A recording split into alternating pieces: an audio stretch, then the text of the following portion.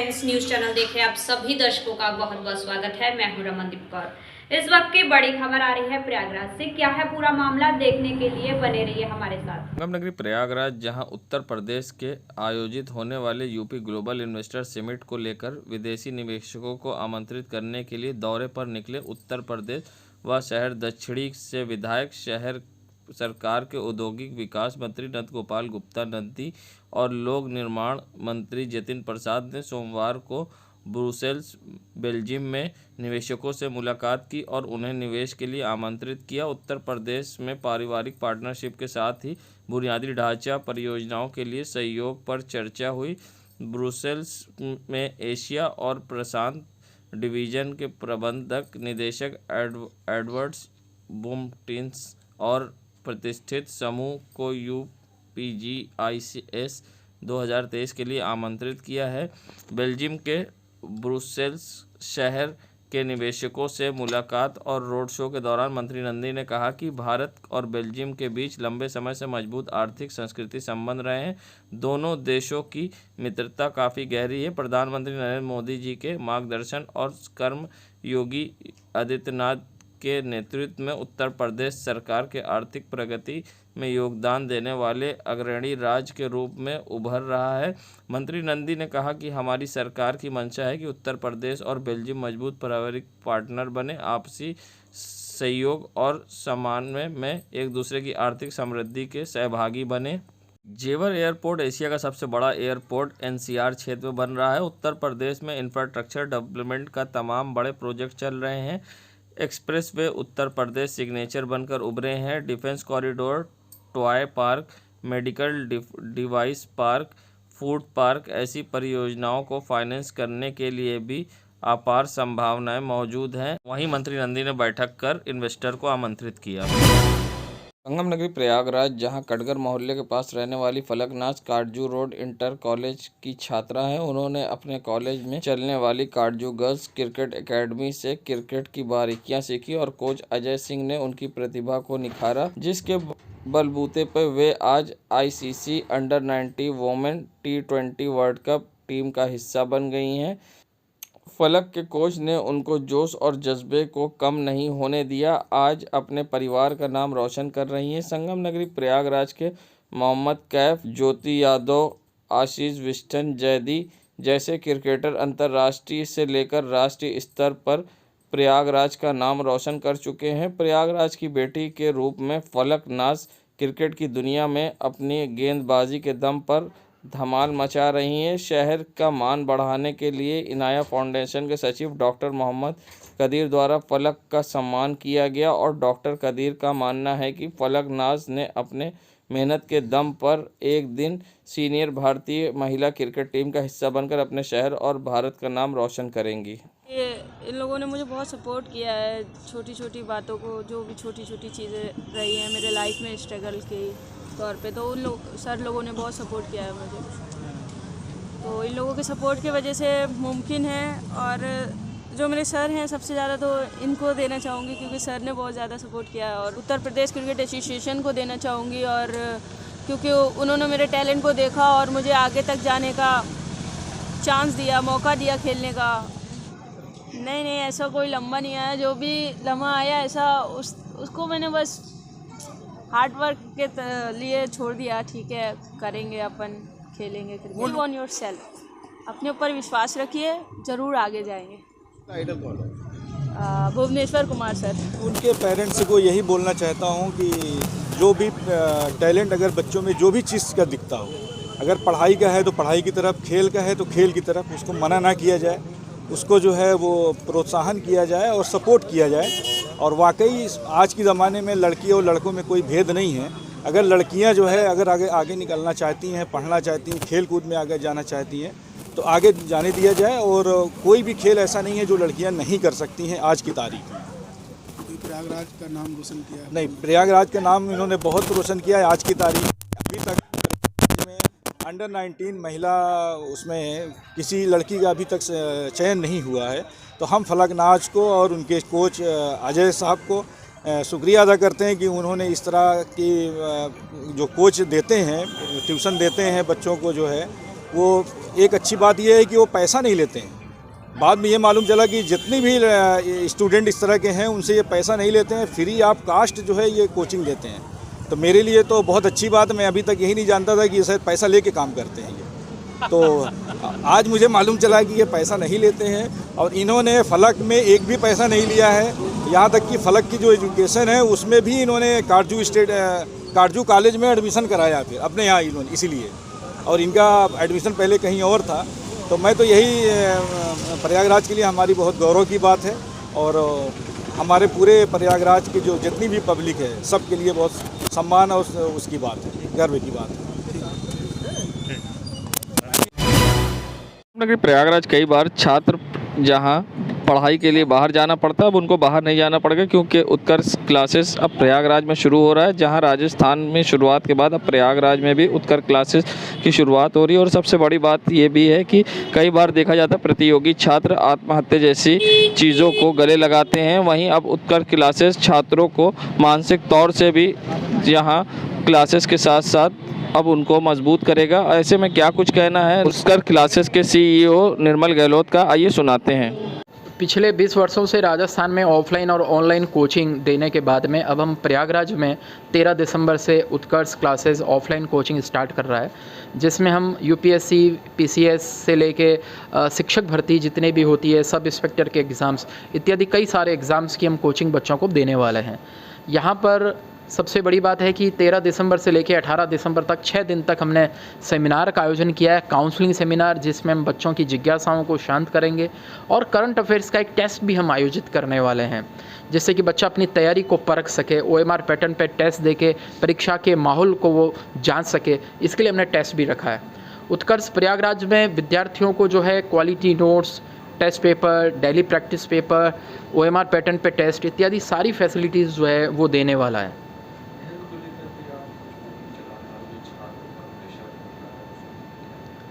हाँ, मैं देखता हूँ कि लगातार प्रतियोगी परीक्षा के जो छात्र होते हैं काफ़ी तनाव में रहते हैं, दबाव में रहते हैं।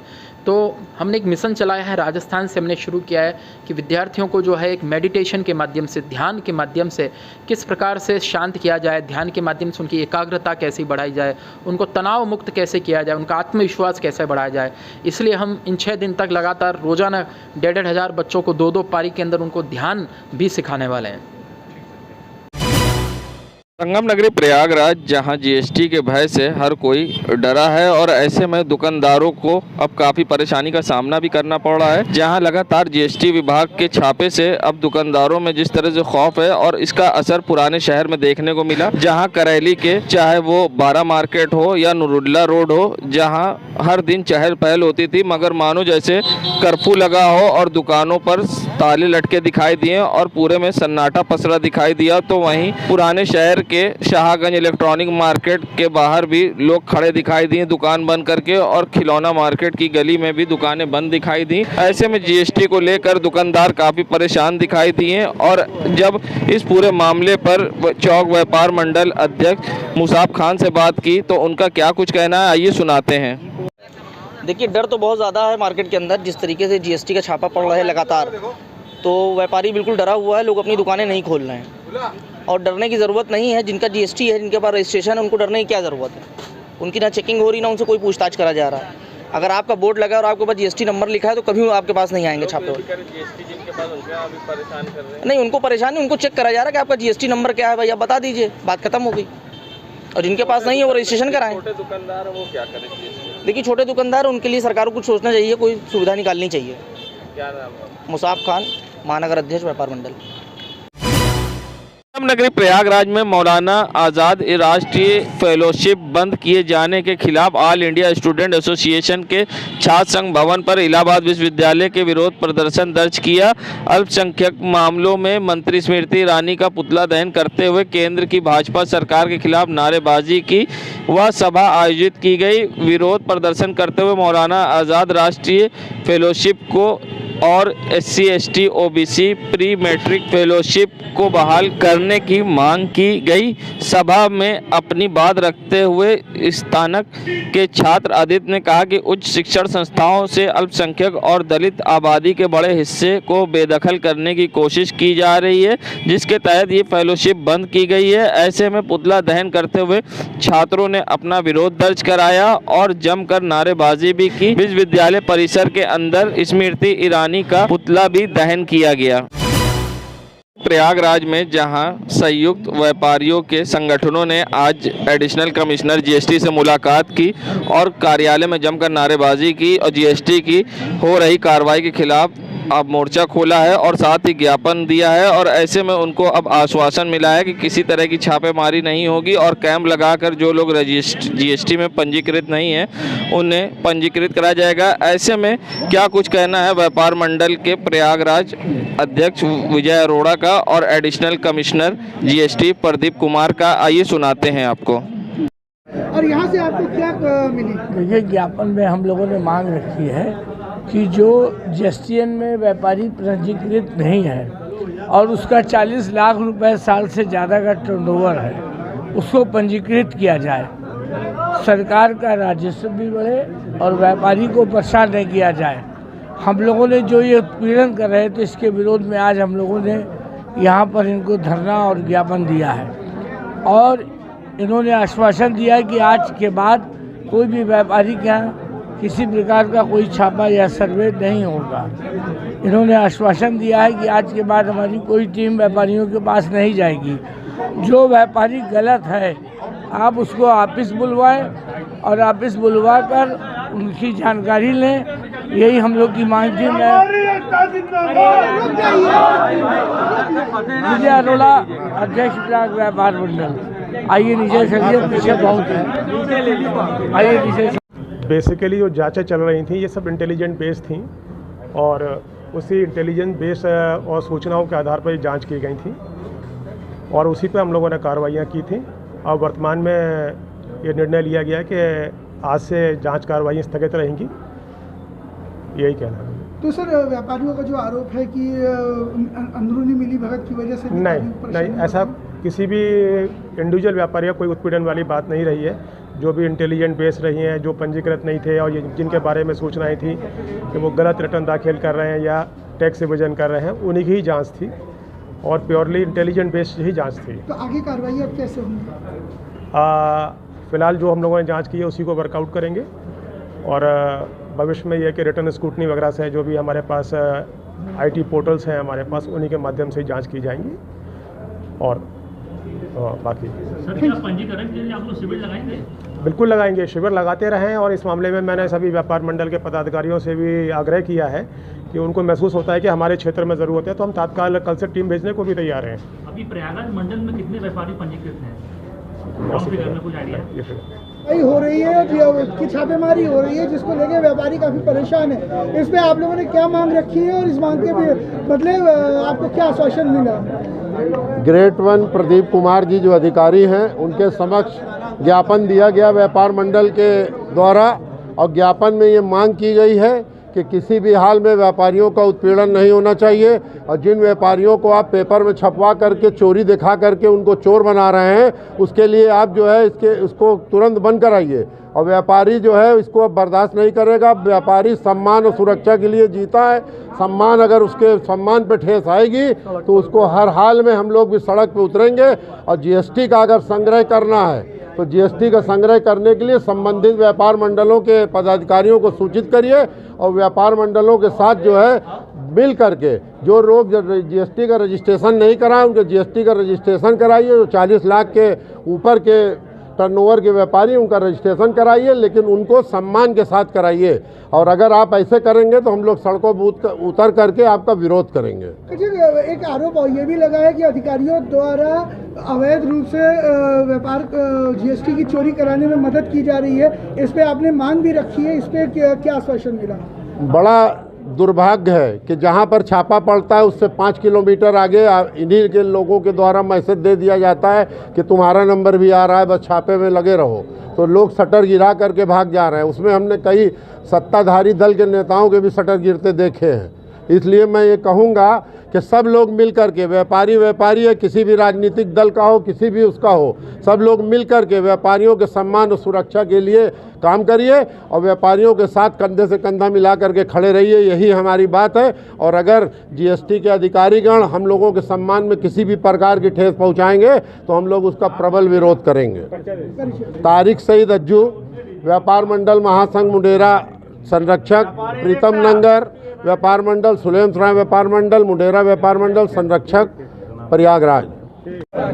आज आप लोगों ने ज्ञापन प्रस्तुत किया, इस ज्ञापन के बाद आपको क्या आश्वासन मिला है और क्या सरकार इसमें क्या नीति अपनाने की बात कह रही है? आज हम लोगों ने GST grade 1 additional commissioner grade 1 को ज्ञापन दिया, जो जीएसटी विभाग के द्वारा ताबड़तोड़ छापेमारी कार्रवाई की जा रही थी व्यापारियों के खिलाफ और व्यापारियों को अपमानित किया जा रहा था कि जैसे ये व्यापारी ना होकर कोई अपराधी है।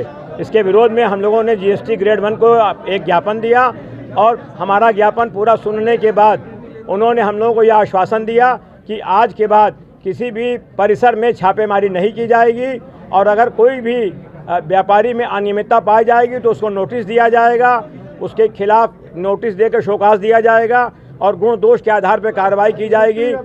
और क्षेत्र अगर इसके बाद भी किसी व्यापारिक प्रतिष्ठान की जांच करना आवश्यक होगा तो क्षेत्रीय व्यापार मंडल को विश्वास में लेकर उनके प्रेजेंस में व्यापारिक प्रतिष्ठान में कार्रवाई की जाएगी, किसी प्रकार का उत्पीड़न नहीं किया जाएगा। अगर उसके बाद भी किसी प्रकार की कोई कार्रवाई होती है तो व्यापार मंडल किस तरह के अपना प्रस्ताव क्या रखेगा? व्यापार मंडल इसके बाद अगर कोई ऐसी कार्रवाई की जाती है जिससे व्यापारी का उत्पीड़न होता है, छापेमारी होती है, तो व्यापारी और जीएसटी विभाग आमने सामने रहेंगे।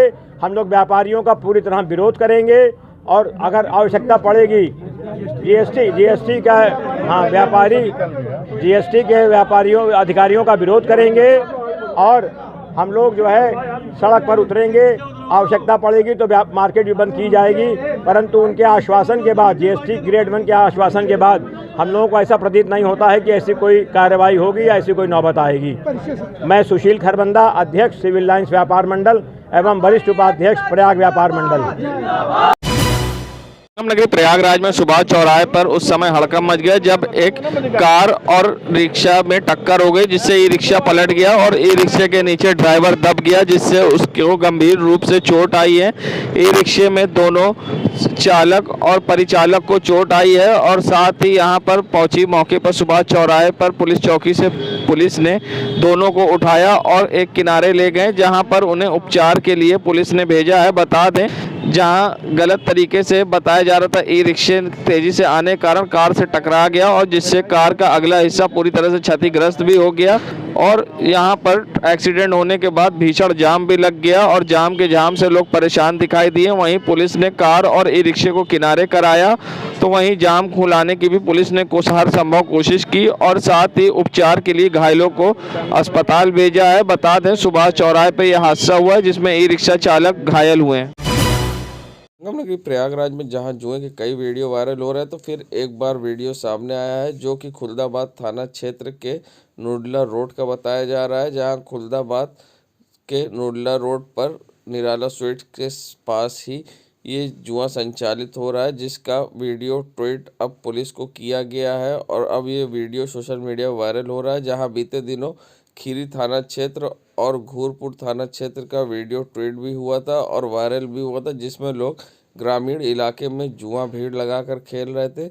जहां वो ग्रामीण इलाका हो या शहरी इलाका, जहां तेजी से इन दिनों जुए व सट्टे के कारोबार फल फूल रहे हैं, जहां प्रयागराज के चौक क्षेत्र में सट्टा भी चल रहा है। और बता दें आपको कि जहां ये वीडियो अब ट्वीट किया गया है, अब देखना होगा इस पर किस तरह की कार्रवाई होगी। बताते चले, जहां जुए व सट्टे के कारोबारियों में नहीं दिख रहा पुलिस का खौफ, खुलेआम संचालित हो रहा सट्टा व जुआ। देश दुनिया की खबरों के लिए world media times news channel को सब्सक्राइब करें।